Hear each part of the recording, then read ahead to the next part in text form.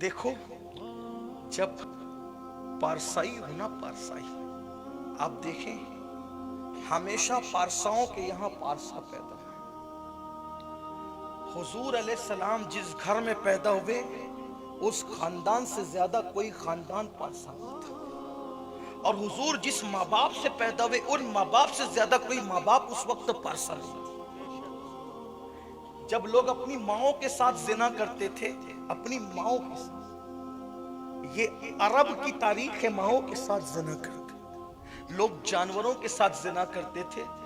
اس وقت 16 سال کے عبداللہ کو، جو میرے نبی کے ابا جان، حضور کے ابا جان کا وصال صرف 18 سال کی عمر میں ہو گیا۔ 16 سال کی عمر تھی حضرت عبداللہ کی۔ 16 سال کی عمر بالکل اٹھان کی عمر ہوتی ہے، جوانی کی شروعات ہوتی ہے۔ ایک آسمانی کتابوں کی بڑی عالمہ مکے میں ان کو دیکھتی اور دیکھ کر کہتی، عبداللہ میں تجھے 100 اونٹ دوں گی، 100 اونٹ، تم میرے ساتھ ایک رات گزار۔ اب آپ مجھے بتائیں، اور وہ بھی 100 اونٹ، وہ 100 سرخ اونٹ۔ عرب میں سب سے قیمتی مال جو ہوتا تھا وہ 100 سرخ اونٹ، یعنی سرخ اونٹ ہوتے تھے، وہ 100 کی تعداد، سرخ اونٹ، اور وہ بھی 100 اونٹ اور سرخ۔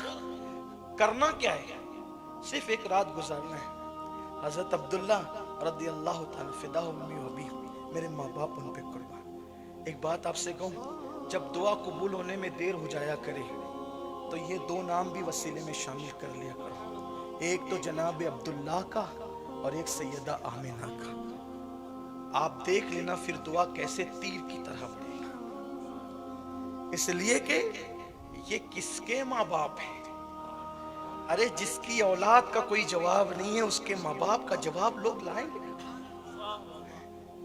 تو سیدنا عبداللہ رضی اللہ تعالیٰ سے کہا ایک رات گزارنا ہے، اور اس دور میں لوگ نفس کے غلام۔